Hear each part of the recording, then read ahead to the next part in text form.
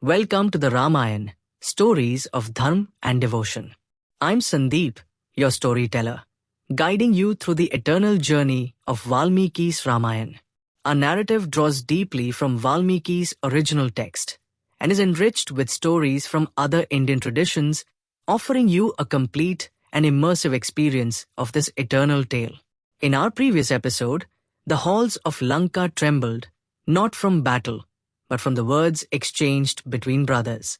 Vibhishan, noble in spirit and clear in conscience, stood alone in a court deafened by arrogance. His pleas for righteousness were mocked, his loyalty questioned, and his warnings dismissed. And so, with sorrow in his heart and truth as his only armor, Vibhishan rose into the sky, leaving behind the golden city he once called home. Now, he crosses the ocean, not as a prince in exile, but as a seeker of truth. He comes not with soldiers or banners, but with folded hands and an open heart.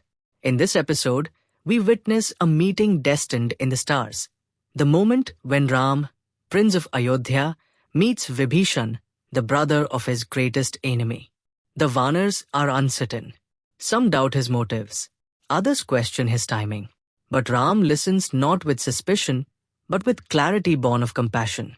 Through this meeting, we uncover what truly makes a kingdom, not walls or armies, but the wisdom to recognize virtue even in the shadow of war. Ram sees not a defector, but a man of dharm, a soul who walked away from darkness to stand in the light.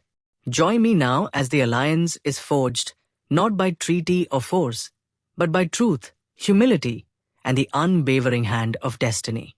For in this moment, the tide begins to turn, not with the sound of swords, but with the quiet acceptance of a righteous heart. Before we step into the sacred moment when Ram meets Vibhishan, we must first know, who is this prince who left behind a kingdom for dharm? Vibhishan was not just the younger brother of Ravan. He was born of the same lineage, yes, but his soul walked a different path from the very beginning. His father, Vishravas, was the son of Pulastya Prajapati, one of the great sages born of Brahma's mind. By his wife Malini, Vishravas had 4 children, the mighty Ravan, the titan Kumbhakarna, the noble Vibhishan, and their sister Shurpankha. Though born in the same house, the 3 brothers were vastly different in spirit. Led by Ravan, the trio once set out into the forests to perform austere penance, each seeking a boon from the gods. Ravan asked for invincibility. Kumbhakarna asked, due to a divine twist, for endless sleep and might. But Vibhishan, he asked for something else. He knelt before Brahma, the creator, and said, "Grant me the strength to walk the path of righteousness. Let my mind never stray from dharm, not for fear, not for wealth, not for family." Brahma, moved by such purity, gave him a unique blessing. So be it. But beware that this path will be very difficult, and very few can remain steadfast on this path. If you remain unwavering in your dharm, you shall be granted immortality, not by me, but by Vishnu himself. And so, from that moment onward, Vibhishan was not merely a demon's prince, he was a soul bound to truth, a flame of virtue in the land of shadows. Later, when the brothers returned, Ravan overthrew Kuber, the lord of Lanka and son of Vishravas, by another wife. Ravan took the throne. Kumbhakarna became his hammer of war, and Vibhishan stood by them, but never strayed from dharm. He married Sarla, the daughter of Shalish, a Gandharv of great wisdom. He ruled no armies. He held no pride, but in the golden palaces of Lanka, he was a quiet guardian of justice, speaking reason where rage ruled, and truth where deceit whispered. And now, in this moment, Vibhishan chooses, not between brother and enemy, but between blood and dharm. And with that choice, he walks toward Ram, not to seek refuge, but to stand beside righteousness, even at the cost of home, family, and name. He, along with his 4 trusted soldiers, flew across the ocean from Lanka, nearing the war camp of Ram that was alive with purpose. The air was thick with the scent of sandalwood smoke, and the sound of Vanars sharpening their spears and whispering prayers to the winds.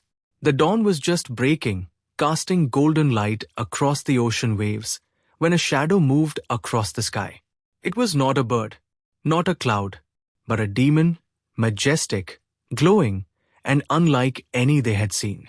Clad in shining jewels, his form steady as the peak of Mount Meru, he halted in midair. Behind him flew four others, armored and armed, silent yet alert. Every Vanars I turned to the sky. Weapons were raised. Breath was held. Then came the voice. "I am Vibhishan," he called out, his voice calm, steady, and unshaken. "I am the brother of Ravan. Once I stood in the golden halls of Lanka. I tried to guide him, to speak of dharm, to remind him of right and wrong.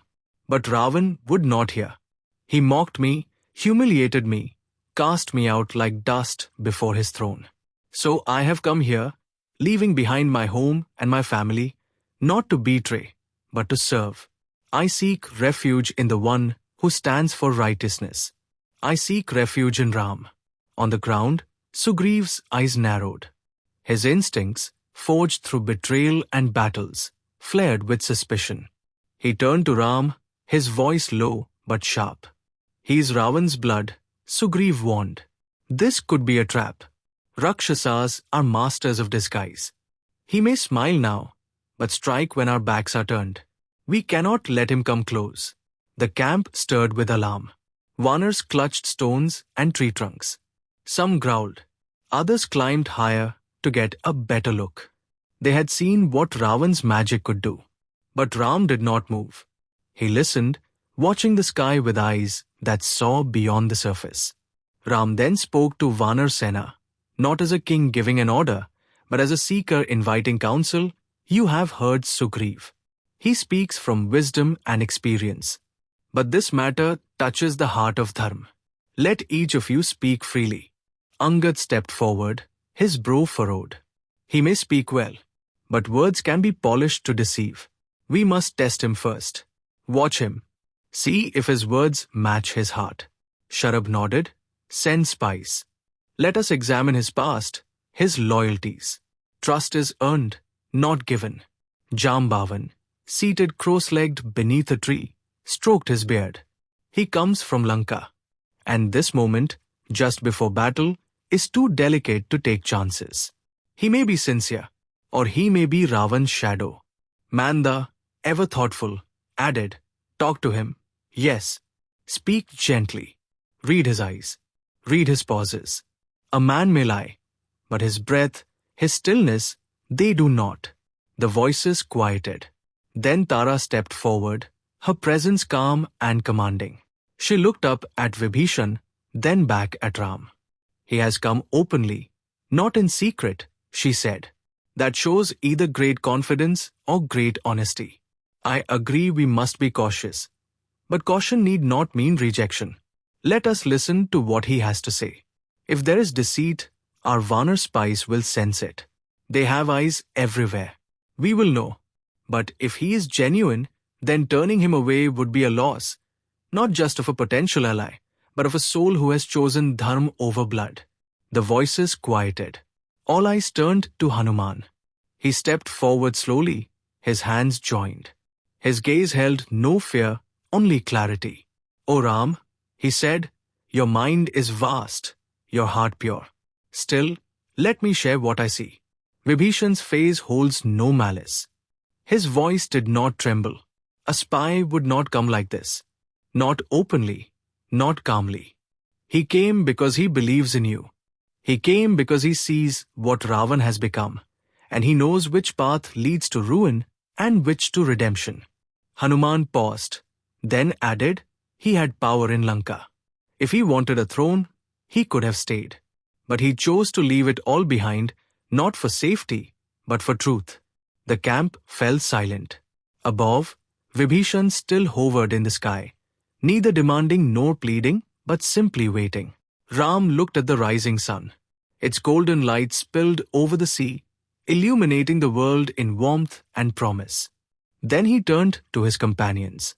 The decision was his to make, and in that decision, a kingdom's fate, and a soul's salvation would be written. After a thoughtful silence, Ram spoke, "He has come for refuge. And refuge I shall give. If a person, even once, sincerely seeks protection from me, I cannot turn him away. That is not just my vow, it is the very soul of dharm." Sugriv frowned, still uneasy. But Ram, he left his own brother in a time of war. If he could turn on Ravan, what is to say he won't turn on us next? Ram smiled gently and answered, "True strength lies not in muscle, but in the clarity of conscience. Even kings, even brothers, grow apart when dharm is abandoned." Vibhishan saw his brothers fall and chose a harder path. That makes him not weak, but wise. He looked toward the sky again and said, "Whether it is Vibhishan or even Ravan himself, if one comes with true surrender in his heart, I will offer protection. That is my solemn vow." Sugriv stepped forward slowly, his resistance softening. "Then so be it. If your heart says he is worthy, I will follow your judgment, Ram. My spirit too tells me now. Vibhishan comes not with poison, but with purpose. Let us welcome him." Ram gave a quiet nod. "Let Vibhishan be brought down with honor. From this day, he is one of us, not a guest, but a friend. Everyone deserves a chance, especially one who comes with nobility in mind and peace in heart. Yes, there may be some who exploit this path of dharm. There may be those who wear the mask of surrender and hide treachery beneath. But the purpose of dharm is not to begin with suspicion, it is to begin with trust. Until proven otherwise, we must believe in the goodness of those who step toward the light." His words carried over the hush of the camp like a sacred wind. The Vanars stood in stunned silence. For a moment, even the crashing waves seemed to pause. They were witnessing not just a commander deciding, but a living embodiment of dharm, showing the way forward even in the middle of war. Ram's clarity cut through fear. His compassion stood taller than the mountains, and his ability to see the soul of a man beyond his bloodline that felt like a divine act. And so, Vibhishan descended from the sky, not as a refugee, but as a soul redeemed by truth. As his feet touched the earth near Ram, the vines carried a sense of calm. The Vanar Sena watched in silence, their doubts slowly washed away by Ram's unwavering clarity. A demon had left behind a golden city to walk into the forest of dharm. And with Ram's words, a new alliance was born, one that would shake the foundations of Lanka itself. Vibhishan, with deep humility, bowed before Ram. Ram gently stepped forward and placed a reassuring hand on his shoulder, comforting him without words, just a look that spoke of trust, welcome, and grace. Vibhishan's forehead touched the earth, and the burden of years spent in the shadow of Adham seemed to lift. His companions followed suit, kneeling quietly beside him. Vibhishan then raised his eyes, his voice calm yet filled with emotion. "I thank you, Ram," he said, "for your generosity, for your trust, for seeing in me something that even my own blood chose to mock. I had heard of your virtue, your compassion, your unwavering sense of dharm. But standing before you now, I see that the truth of Ram is greater than the legend." He then turned to the Vanar Sena and addressed them openly. "I do not expect your trust right away. I know what you must think. But I tell you this, not as Ravan's brother, but as a seeker of truth, you are blessed to follow a leader like Ram. In a world darkened by pride and fury, he walks like a lamp. And to walk beside him, even as a shadow, is to walk toward the light." Ram extended his hand, lifting Vibhishan gently. "Speak, Vibhishan," he said, his tone both kind and commanding. "Tell us of Lanka. Tell us of Ravan's might." Vibhishan straightened and began to speak. "O Ram, Lanka is not defended by strength alone, but by the darkness of deceit. Ravan cannot be slain by gods, Gandharvs, serpents, or birds. This boon he won from God Brahma himself. His brother Kumbhakarn has strength enough to shake the heavens. Prahasta, his chief commander, has defeated even Manibhadra. And Indrajit, Ravan's son, is no ordinary warrior. He vanishes in battle, strikes unseen, and calls upon Agni to bless his weapons. His arrows burn with unseen fire. The Vanars listened, their faces tense with attention. Vibhishan continued, the city of Lanka is guarded by 10,000 crore Rakshasas, shape-shifting warriors who feast on flesh. They do not fear death, and yet they fear truth. Ram listened carefully, then turned to Lakshman and said, after I defeat Ravan, his sons, his captains and his sorcery, Vibhishan shall rule Lanka. Not as Ravan ruled it with fear, but with dharm. He raised his voice. Even if Ravan hides in inner core of our earth or seeks refuge in Brahma's court, I will bring him down. I will not return to Ayodhya without ending this tyranny. That is my vow upon my brothers, upon Bharat, Shatrughan and Lakshman. Vibhishan knelt again, his voice steady. Let me serve. Let me support your troops into battle. Let me stand where truth stands, by your side. Ram. Ram smiled and turned to Lakshman. Bring water from the ocean, dear brother. Today we anoint not a servant, but a king. Lakshman dipped his hands into the waves and brought forth water in a cupped palm. Amid Vanars, before Sugriv, Hanuman and Jambavan, Ram placed his hand upon Vibhishan's head. From this moment forward, Ram said, you are king of Lanka. May your reign begin in truth, forged by sacrifice. This shall be the kingdom in exile, established today in spirit and solemn vow. When this war is over, when dharm is restored and Lanka is free from Ravan's grip, you shall return not as a guest, but as the rightful ruler. This is my promise to you, Vibhishan. The Vanars roared in delight. Some clapped, some leapt into the air. Jai Shri Ram, they cried. Glory to the one who sees with the eye of dharm. Vibhishan, now standing among his new companions, looked toward Ram and then at the vast sea ahead. How can I begin to serve? He asked. Tell me, what troubles the army most right now? What is it that you seek most urgently? Hanuman, who had been quietly watching the horizon, stepped forward. The wind tugged at the ends of his scarf, but his voice was firm. The sea, Vibhishan. That is our greatest challenge now. We must find a way across it. Our Vanar Sena is ready, our hearts are steady. But how does one march across waves? He paused and then added, you know these lands. Tell us now, how shall we cross the sea? Vibhishan answered without pause. Seek the ocean's blessing. King Sagar, your ancestor, carved this path of water. The sea will listen to your voice, O Ram. Lakshman, curious, turned to him. Vibhishan, what do you mean? What path did King Sagar carve? Tell us this tale. Vibhishan nodded and began to speak with reverence.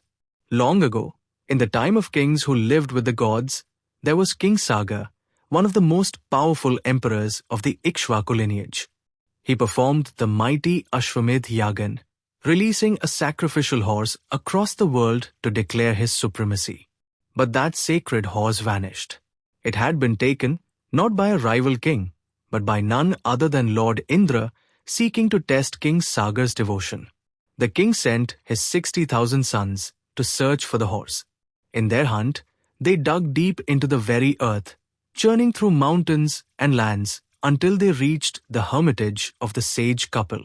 There they found the horse, and in their arrogance, mistook the meditating sage for a thief. In fury, Kapil's eyes opened, and with just one gaze, he reduced all of them to ashes. The king's line was devastated. Years later, his descendant Bhagirath undertook intense penance to bring the river Ganga down from the heavens to purify their souls. And to do so, he had to carve a channel through the very same land that had been scarred by their quest. That channel, O Ram, filled the same vast trenches that King Sagar's 60,000 sons had once dug. As Ganga flowed into those channels, her water spread far and wide, mingling with the sea and blessing the earth. That sacred act by King Sagar and his descendants gave rise to the great waters we now see. That is why Across this world, the seas and oceans are still known by his name, Sagar or Mahasagar respectively. They're not just bodies of water, but they are symbols of sacrifice, devotion, and divine intervention. That is why, O Ram, the ocean will listen to you. You are not just a warrior. You are the living legacy of that sacred line. The waters will remember. Sugriv and Lakshman agreed. Lakshman turned to Ram and said, Sage Vishwamitra once told us this story, but I never saw its full meaning until today. This last link, how the ocean itself bears your ancestors' name, completes the picture. Now I understand it in my heart, not just my mind. Ram nodded quietly, the waves whispering at his feet. Sugriv said, Let Ram speak to the ocean. Let us ask, not demand. And so, Ram walked to the edge of the waves. He spread sacred kusha grass and sat cross-legged, his eyes closed. The wind calmed. The sky fell silent. There, upon the shore, Ram began to pray, not for himself, not even for victory, but for a path forward, for the sea to part with grace, not with wrath. Even as Ram sat in silent prayer, far across the waves in the golden halls of Lanka, the wheel of strategy turned. Shardul, a sharp-eyed Rakshas spy, had returned with disturbing news for Ravan. My king, he said, bowing low, the army of monkeys stretches as far as the eye can see, thousands upon thousands, filling the shores like a second sea. And at its heart stands Ram, the one they believe to be God Vishnu's incarnation. They are here. They are ready. You must act. But Ravan, ever cunning, ever calculating, did not act from impulse alone. He was no stranger to the ancient strategies of war. As he sat in his golden chamber, the scent of sandalwood mingling with the rustle of silk and shadow, a new thought took root in his mind. He recalled the four principles that even the greatest kings followed in times of conflict: Sam, gentle persuasion; Dharm, offering wealth or gifts; Dand, punishment; and Bhed, the art of sowing division among enemies. And this time, Ravan chose Bhed. He leaned back on his throne, a glint of malice behind his crimson eyes. If Ram's army could not be broken by strength, perhaps it could be broken from within. Perhaps fear, confusion, and mistrust would do what swords could not. He turned to his trusted envoy, Shuk. Go, he said slowly, fly to Sugriv.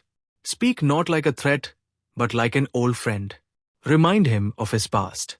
Remind him that his brother Bali once called me a lie. Remind him that this war is not his. Ram fights for his wife. You have no such cause. Why should you sacrifice your people for another man's vow? Speak gently, Shuk. Speak wisely. If we can turn even a whisper of doubt in Sugriv's heart, the monkeys will falter. And with that, Ravan's scheme took flight, swift and subtle, like poison in honey. Shuk, donning the form of a bird, soared across the ocean. As he neared the Vanar camp, he called out from the sky, repeating Ravan's words. But before he could finish, Vanars leapt into the air. They saw him as a spy, not a messenger. In moments, they had dragged him down, beating him with fists and stones. Shuk cried out, I am a messenger. A messenger is sacred. Ram, tell them to stop. Ram, hearing the cries, lifted his hand. Do not kill him, he said calmly. Even if his king walks the path of adharm, a messenger must not be harmed. The messenger is just doing his duty towards the king. Shuk, bruised but alive, fluttered his wings and spoke from the ground. Sugriv, what shall I tell Ravan? Sugriv stepped forward, his voice cold and unflinching. Tell him the time for words has passed. Tell him that the fire he lit by stealing Sita will now consume all of Lanka. And if he believes hiding behind magic or seeking shelter among the gods will save him, he is mistaken. Ram will find him, and we will burn Lanka to the ground, not for vengeance, but for justice. Angad, watching the exchange, whispered to Sugriv, he has seen too much. He is not just a messenger, he is a spy. Let us bind him. Let him not return. Sugriv gave the signal. The Vanars seized Shuk again, tying him with vines, pulling at his feathers. Shuk screamed in pain, "If I die, let it be on your head." Ram stepped forward, calm and resolute, his eyes reflecting the stillness of the ocean behind him. "No," he said firmly, his voice like a quiet command that silenced the wind itself. "Do not harm him." The Vanars looked up, confused. Sugriv frowned. "But Ram, he's seen our entire formation. He's learned our numbers, our positions. He'll run back to Ravan with all this information. This is exactly what he came for." Ram turned to Sugriv, his gaze steady. "Then let him take it." Sugriv blinked. "What?" Ram smiled faintly. "Let him return with everything he has seen. Let him describe our strength, our discipline, our unity. Let him tell Ravan how we gather not with fear, but with faith. Let him speak of our resolve, not for conquest, but for dharm. Let Ravan know the shape of the wave before it crashes upon him." Hanuman stepped forward, understanding dawning in his eyes. "You mean, let the truth itself strike fear before the battle begins?" Ram nodded. "Yes, the best way to break an enemy is not with weapons, but with truth. Let Ravan see that we have nothing to hide, that our strength lies not in secrets, but in our righteousness. Let him hear of the bridge we will build with our own hands. Let him hear that we will cross not by sorcery, but by sheer will and faith." The camp was silent. Even Sugriv, seasoned by battle and betrayal, paused for a long moment. Then he stepped back and bowed slightly. "Your wisdom humbles us, Ram. You fight not just with arrows, but with the clarity of dharm. We follow you, not just as our leader, but as our light." Hanuman turned to the Vanars. "We will not release Shuk just yet. Let him stay among us. Let him walk with us as we prepare. Let him see how we will cross the ocean. Let him witness our unity, our power. And then, when we stand at the edge of Lanka, let him return with the full weight of truth on his wings." The Vanars nodded. A plan that once seemed dangerous now felt divine. Shuk, bound but unharmed, looked around in disbelief. He had expected cruelty. He had expected fury. Instead, he saw discipline, strength, and something he could not understand, mercy. Ram turned to him and said, "You came to divide us. But what you will carry back is a message Ravan cannot ignore. Truth walks with us. And truth cannot be defeated." And so, Shuk was kept among them, not as a prisoner, but as a witness. The war had not yet begun, but its tide had shifted, not with a weapon, but with a lesson. Not through intimidation, but through character. And Ravan, seated in his palace of gold, would soon learn that armies built with lies crumble when they stand against those who walk with truth. In this episode, we witnessed a turning point where trust, strategy, and dharm converged to reshape the very course of the coming war. We saw how Vibhishan, once a prince of Lanka, chose the path of truth over blood, leaving behind his homeland, his comforts, and his own brother to stand beside Ram. We listened as the Vanar Sena debated the dilemma of trust, how suspicion met compassion, and how Ram's clarity of dharm rose above fear and uncertainty. With calm grace, Ram reminded all that true leadership does not begin with suspicion, it begins with faith. We saw Ravan, clever yet desperate, attempt to divide this unity through deceit. But Ram chose not just to expose the enemy's plot, but to embrace it, turning a spy into a witness and fear into inspiration. In the quiet between war drums and crashing waves, something profound unfolded. A masterclass in dharmic strategy, where mercy became might and character became the sharpest weapon of all. Join me in the next episode as the tides begin to shift, with new developments bringing us closer to the moment when justice will prevail and dharm will be restored. Share this podcast with your loved ones and let the timeless lessons of the Ramayana inspire your journey. Though the details of this ancient tale may vary across traditions, Its essence reminds us of the enduring power of compassion, courage, and hope in the face of adversity. Until next time, may the light of Dharma illuminate your path and fill your heart with peace.